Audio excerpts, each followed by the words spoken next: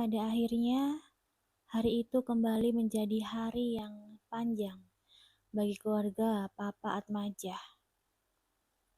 Setelah drama kelahiran putra Alek dan Kansah, kali ini drama dilanjutkan dengan kelahiran putri Aaron dan Diana. Bila Kansah sangat tenang dan menahan rasa sakitnya, namun tidak dengan Diana. Wanita itu berteriak-teriak. Sumpah serapa keluar dari mulutnya setiap rasa sakit datang. Sementara Aaron menjadi bulan-bulanan kekesalannya. Entah berapa banyak jambakan dan cakaran yang diterima Aaron. Pria itu menerimanya dengan pasrah. Dalam jangka waktu 4 jam, seorang putri cantik kembali lahir ke dunia. Sukacita kembali dirasakan oleh keluarga besar. Tidak ada masalah pada ibu dan bayinya, sehingga setelah dirawat selama 2 hari, ibu dan bayinya bisa pulang ke rumah. Keluarga memutuskan untuk menginap di rumah Pondok Indah. Keluarga Alek menginap di rumah Aaron, sementara keluarga Kansa menginap di rumah Alek. Alek memperkerjakan 2 baby sister untuk menjaga baby Al termasuk Windah. Meskipun Kansa tidak mengendakinya, sementara dokter anak setiap hari datang ke rumah untuk memantau perkembangan Alka serta mengedukasi Alek dan Kansa dalam perawatan bayi. Hari-hari mereka penuhi dengan menjaga baby. Alek menjadi ayah siaga. Dia selalu siap dan siaga dan tanggap. Menjadi orang yang lebih dulu bangun ketika baby Al menangis di tengah malam. Berusaha untuk tidak membangunkan Kansa bila tidak mendesak. Dia sudah pintar mengganti popok, baju maupun menenangkan baby Al yang gelisah. Hanya satu hal yang tak bisa dilakukannya, yaitu menyusui. Kesibukannya dalam mengurus baby Al membuatnya sedikit banyak mengalihkan perhatiannya dalam berpuasa untuk tidak menjamah tubuh istrinya.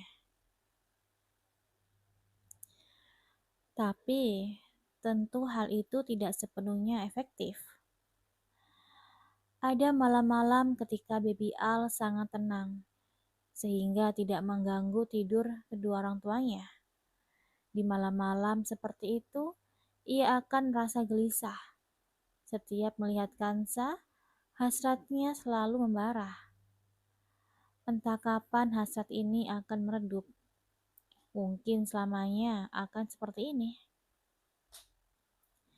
Mau hamil atau tidak, Kansa selalu menggairahkan di matanya. Bila hasrat itu datang, yang bisa dilakukannya hanyalah mengguyur tubuhnya dengan air dingin. Terkadang hobi lamanya kembali muncul, yaitu bermain solo sembari membayangkan tengah menjamah tubuh istrinya. Tentu saja Kansa tidak tahu dengan kelakuannya ini.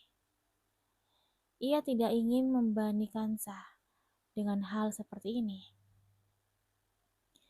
Kansa pasti akan merasa bersalah dan pada akhirnya akan membantunya.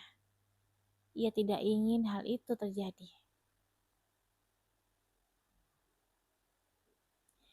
Hari ini adalah tepat hari ke-35 baby Alka maupun baby Araya lahir.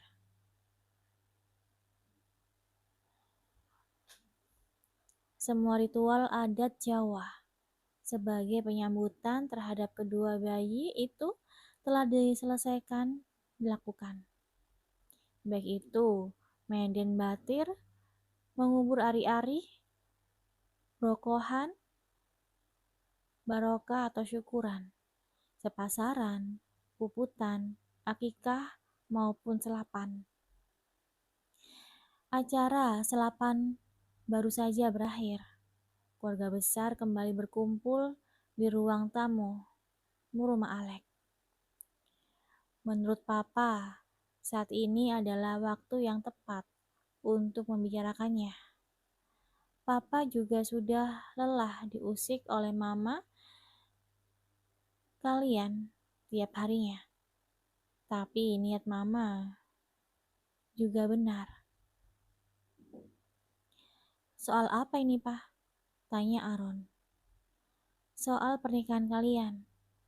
Kalian harus menikah lagi. Kali ini harus sah secara negara maupun agama. Selain untuk mempertegas status kalian, ini juga akan memudahkan dalam pengurusan segala hal ke depannya, terutama untuk anak-anak kalian. Mama kalian juga memiliki impian besar untuk menggelar resepsi untuk kalian. Jangan kecewakan dia. Alek dan Aaron saling bertukar pandang, tampak berpikir. Kemudian mereka mengalihkan pandangannya pada istri masing-masing, seolah-olah ingin melihat reaksi mereka mendengar ucapan Papa. Apa kalian setuju? Tanya Papa. Aku setuju untuk menikah lagi, Pak. Tapi tidak dengan resepsinya. Kamu juga tidak ingin resepsinya kan, sayang? Ujar Alex sembari menatap Kansa. Aku terserah kamu, Mas. Aku akan ikut apapun keputusanmu. Kansa menunduk. Dari wajahnya terlihat kekecewaan yang berusaha untuk disembunyikan. Lagi-lagi, kamu tidak peka ya, Al? Semua wanita menginginkan resepsi untuk pernikahannya. Rupanya masalah kemarin belum membuatmu jera ya? Mama mendelik, menatap Alek dengan tatapan ingin membunuh. Sebelum membuat keputusan, tanyakan dulu pada istrimu. Bukan setelah membuat keputusan, baru bertanya. Tentu saja Kansa akan menjawab seperti itu. Karena kata-katamu sudah mengiringnya untuk menolaknya. Paham? Mama mulai berdiri. Tampak gemas dengan anaknya yang tidak pintar-pintar itu. Sabar, Mah. Jangan terpancing. Kita di sini untuk membicarakan pernikahan mereka. Papa berusaha meredakan emosi Mama yang mulai memuncak. Kesal, Pak. Anakmu itu nggak pintar-pintar. Tetap harus sabar, Mah. Begitu-begitu, dia anakmu juga. Mama bersikap untuk membantah. Tapi kata-katanya dipotong oleh Aaron yang menyetujui semua rencana itu. Malam itu dibuat keputusan. Mereka akan menikah di kota J 2 minggu kemudian. Semua persiapan akan dilakukan oleh Mama. Mereka hanya perlu menyiapkan tamu yang akan diundang. Mereka berempat akan dinikahkan di hari yang sama. Seminggu sebelum upacara pernikahan dilangsungkan, rombongan Alek dan Kansa, Aaron dan Diana, dan bayi mereka bertolak ke kota J dengan membawa semua asisten. Mereka menginap di rumah megah orang tuanya. Pertama kali menatap rumah itu membuat Kansa tercengang. Semua memori kembali berputar di kepalanya. Dulu, Dia hanya bisa melihat rumah ini dari luar pagar. Ketika tengah mencari Alek yang berakhir dengan menyusul Alek ke bandara. Kali ini, dia bahkan memasuki rumah megah itu, berstatus sebagai menantu pemilik rumah, istri dari seorang Johann Alexander, seorang pria yang menjadi idola satu sekolah. Terkadang Kansa berpikir bahwa semua ini hanyalah mimpi. Bagaimana mungkin pria 99% itu bisa memilihnya? Pria yang memiliki segala-galanya, baik itu kekayaan, kepintaran, ketampanan, dan hati yang baik. Mengapa keluarga Alek begitu baik terhadap keluarganya? Tidak memandang sebelah mata keluarganya yang sederhana. Tidak malu untuk memiliki besan mantan seorang supir angkot. Padahal beliau mantan orang nomor satu di kota itu.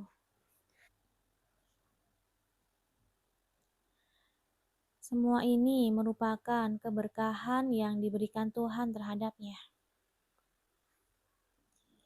Kansa selalu bersyukur dan bersyukur bila mengingat hal itu semua. Kamarku ada di atas, Yang. Maaf ya kalau berantakan. Tangan kanan Alek menggenggam tangan Kansa, sedangkan tangan kirinya menggendong baby Al di lengannya. Meskipun berlantai 2, tapi rumah keluarga Papa Atmaja lebih besar dan megah dibandingkan rumah putra-putranya. Kansa masih tidak bisa berhenti tercengang melihat kemewahan itu. Alek menuntun Kansa ke kamarnya dan membuka pintunya secara perlahan. Kesan yang dilihat Kansa pertama kali adalah penghuni kamar itu. Pastilah seorang remaja. Banyak tempelan poster dari band-band yang populer di zamannya. Sementara gitar tergeletak di sudut kamar. Di depan ranjang terdapat TV berukuran besar yang dilengkapi oleh bermacam-macam konsol game. Satu-satunya yang berbeda dari kamar itu adalah adanya ranjang bayi di sisi ranjang utama. Semenjak lulus SMA, aku jarang pulang ke rumah. Jadi keadaan kamar dibiarkan seperti dulu. Maaf kalau kamu kurang nyaman. Alek meletakkan baby Al yang tertidur di ranjang dan mengecup tangan Kansa. Aku ingat pernah melihatmu bermain gitar ketika kelas meeting, Mas. Tapi setelah menikah, aku tidak pernah melihatmu memainkannya. Kenapa tiba-tiba bahas gitar? Entahlah, tiba-tiba aku rindu sosok tak terjangkau yang digilai semua gadis satu sekolah itu. Kansa merebahkan kepalanya di dada Alek. Tatapannya melamun. Tidak disangka sosok itu sekarang telah menjadi miliknya. Betapa beruntungnya aku.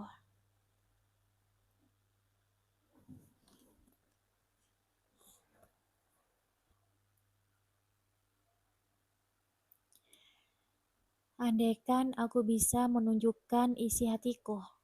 Percayalah, sayang, akulah sosok beruntung itu. Setiap malam aku tidak pernah berhenti bersyukur karena Tuhan mengirimmu padaku. Terima kasih karena telah menerima dan mencintai laki-laki tak sempurna ini. Mereka saling bertatapan, mesra. Penjar-penjar cinta yang begitu besar nampak terlihat di mata mereka. Secara perlahan wajah mereka mendekat. Ciuman mesra pun mulai bertautan. Berita mengenai pernikahan dua putra mantan orang nomor satu di kota mulai tersebar luas. Berbagai macam baliho dan banner mulai terpasang. Isi dari baliho itu adalah mengundang seluruh orang di kota tersebut untuk menghadiri pernikahan itu. Di baliho itu terdapat foto mereka berdua. Dari Papa Atmaja, Mama, Alek, Kansa, Aaron, Diana, Ayah Atmat, Ibu Ina, maupun orang tua Diana. Sehingga orang-orang bisa melihat keluarga yang akan menjadi besan dari mantan orang nomor satu. Hal itu tentu saja menjadi suatu kehebohan, apalagi ketika melihat foto Kansah, Ayah Ahmad, dan Ibu Ina. Bagi setiap warga yang tidak mengenal mereka, akan muncul suatu pertanyaan dan ingin tahu sosok-sosok itu lebih jauh. Sementara bagi tetangga Ayah Ahmad, langsung berbondong-bondong ke rumah beliau. Ada yang terang-terangan menjilat, ada yang menanyakan ilmu pelet apa yang digunakan sehingga membuatnya bisa memiliki besan dengan mantan Walcott. Dan banyak lagi jenis manusia lainnya yang menyikapi berita itu dengan ekspresi berbeda-beda. Pesta itu direncanakan akan diadakan di rumah utama. Keluarga akan mengadakan open house selama sebulan penuh untuk menyambut para warga yang datang. Awalnya Alek tidak setuju dengan rencana itu, karena mengingat itu akan melelahkan untuk Kansa maupun Diana yang baru saja melahirkan. Akhirnya mereka membuat kesepakatan. Pengantin hanya akan muncul di hari pertama dan kedua. Untuk hari-hari selanjutnya, cukup para orang tua yang hadir untuk menyambut para tamu yang datang. Suatu malam, Kansa baru saja menidurkan si kecil dan bersiap untuk bergabung dengan Alek yang tengah menunggunya di ranjang. Alek merentangkan tangannya, mengajak istrinya untuk masuk ke dalam pelukannya. Dengan senang hati, Kansa meringkuk di pelukan suaminya. Pada hari ini, aku sudah mengatakannya, tanyanya. Mengatakan apa? Kalau aku 14324. Hah? Apa sih, Mas? I love you so much. 14324. Apaan sih? Lebih deh. Kansa terkikik mendengar kelebihan suaminya. Kemudian mereka mulai bercanda-canda mesra. Sebenarnya Kansa sudah menyelesaikan masa nifasnya. Namun dia membohongi suaminya. Dia ingin memberi kejutan pada Alek di malam pernikahan mereka. Ketika sedang bercanda seperti itu, ponsel Kansa mulai berbunyi, bertanda banyak pesan yang masuk. Kansa mengambil ponsel untuk melihatnya. Ia melihat banyak nomor baru yang menelpon dan mengirimi pesan kepadanya. Bahkan banyak yang menginvite-nya di grup-grup chat. Kansa membuka salah satu grup yang diberi nama Alumni SMAN 1 Angkatan 2008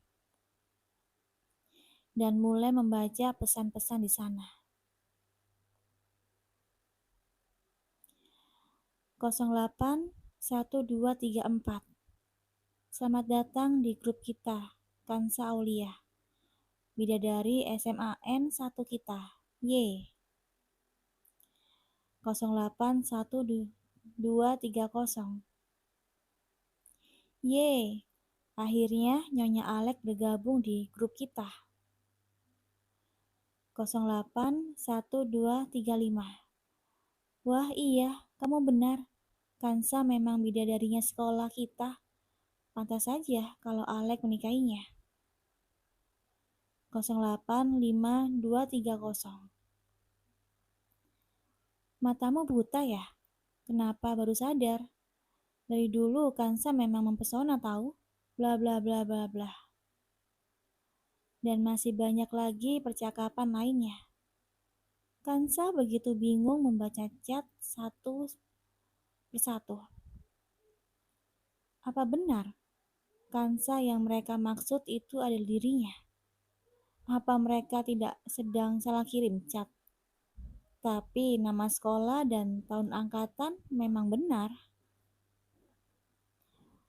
Mas, ya, aku di-invite banyak grup. Banyak yang WA juga. Apa mereka tidak salah kirim WA ya? Kansa menyerahkan ponselnya pada Alek yang membaca pesan itu satu persatu. Dengusan tidak senang lalu langsung meluncur dari mulutnya. Orang-orang berjiwa kerdil. Mereka sedang menjilatmu sayang. Segera left grup saja kalau kamu tidak nyaman.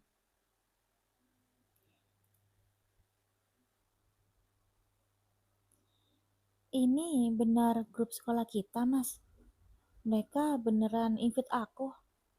Wah, kenapa aku senang ya? Kansa memegang pipinya untuk menunjukkan rasa senangnya. Kenapa kamu senang? Mereka hanya kumpulan orang-orang munafik. Tidak ada yang tulus dari mereka. Aku selalu menolak bila mereka menginvitku. Ya, aku senang, Mas. Selama beberapa tahun ini, aku selalu memohon pada mereka untuk memasukkan ke dalam grup, tapi mereka selalu menolak. Padahal tujuanku masuk grup untuk mencari keberadaanmu. Sekarang, tanpa diduga, mereka malah menginvitku. Apa mereka sudah menganggapku teman ya? Mata Kansa berbinar-binar, terlihat sangat bahagia. Alex sangat tidak tahan melihatnya. Betapa polosnya istriku ini. Apakah Kansa tidak bisa melihat bahwa niatan orang-orang itu mendekatinya tidak ada yang tulus? Mereka hanya ingin mengambil kesempatan dari Kansa. Sayang, dengarkan aku. Alex meraih bahu Kansa, berusaha menundukkan wanita itu. Iya, Mas. Mereka bukan orang-orang yang baik. Mereka mendekatimu karena tujuan tertentu. Aku tidak ingin memerintahmu. Mereka, karena kamu tidak suka ketika aku perintah. Tapi kusarankan, jangan dekati mereka. Buatlah jarak sejauh mungkin. Mereka tidak pantas untuk mendekatimu. Bertemanlah dengan orang-orang yang tulus, seperti orang-orang di kantor lamamu itu. Mengerti? Alex menatap Kansa dalam-dalam. Wanita itu ingin membantah, tapi melihat keseriusan dalam nada suara Alex membuatnya mengurungkan niat. Iya, Mas. Aku akan mematuhimu. Kansa menganggukkan kepalanya dengan sedih. Jangan sedih, sayang. Mereka tidak pantas untuk mendapat rasa sedihmu. Sini. Alex memeluk Kansa dan mencium keningnya dengan lembut. Kenapa kamu sepolos ini sih? Aku jadi khawatir. Cup, cup, cup. Alex mengecup Kansa dengan gemas. Hari yang ditunggu-tunggu pun tiba. Rumah utama didekor sedemikian rupa, layaknya hotel bintang 5. Pilar-pilar rumah dipenuhi dengan tanaman yang merambat, sementara seluruh ruangan dihias dengan cantik, dipenuhi dengan bunga-bunga indah. Semuanya telah tertata dengan sempurna, hanya menunggu pangeran pemeran utama. Di lantai 2, tampak 2 wanita cantik dihias bersama. Keduanya memiliki kecantikan dan pesona yang berbeda, namun membuat orang-orang yang menatapnya tak akan bisa memalingkan wajahnya. 2 pasang mata menatap pengantinnya dengan mata yang tak berkedip, mengagumi kecantikan dan paras anggun itu, membuat kedua wanita itu tersipu malu. Pagi itu diadakan akad sekaligus penandatanganan buku nikah. Alek mengucapkan ijab kabul dengan lancar. Dalam satu tarikan nafas, Kansa tak bisa menghentikan tangisnya melihat buku nikah di tangannya. Dulu, dia berpikir bahwa dirinya hanyalah istri kedua, yang seumur hidup tidak akan pernah memiliki buku nikah. Tak disangka, ia adalah istri satu-satunya dari Johann Alexander. Hari ini telah menjadi buktinya, baik secara agama maupun hukum negara. Dia sah menjadi istri pria itu. Kansa mencium tangan Alek, yang dibalas Alek dengan mencium keningnya.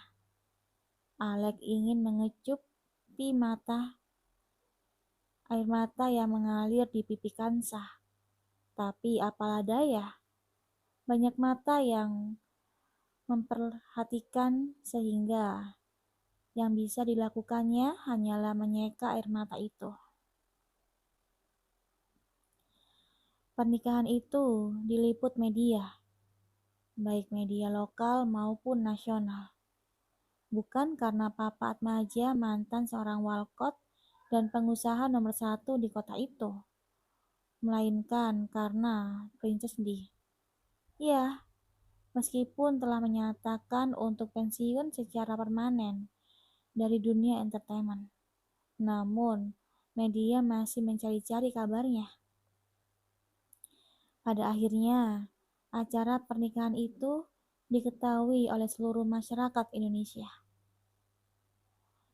Selesai akad, berlanjut dengan acara resepsi.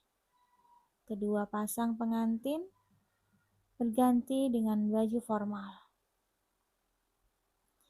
Tidak ada dudukan pelaminan untuk pengantin, karena konsep acara adalah menemui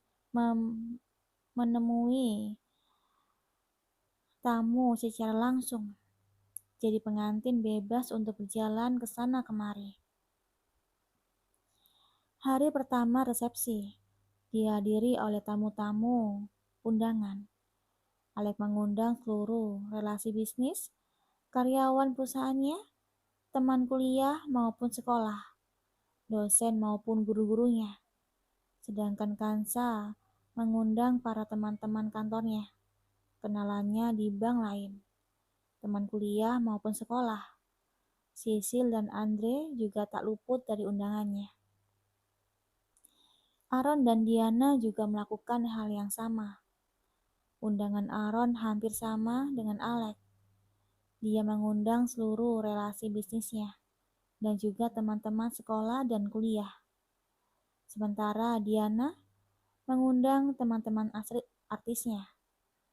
Banyak pengusaha dan artis terkenal mendatangi acara itu, sehingga acara menjadi lebih meriah dan mewah.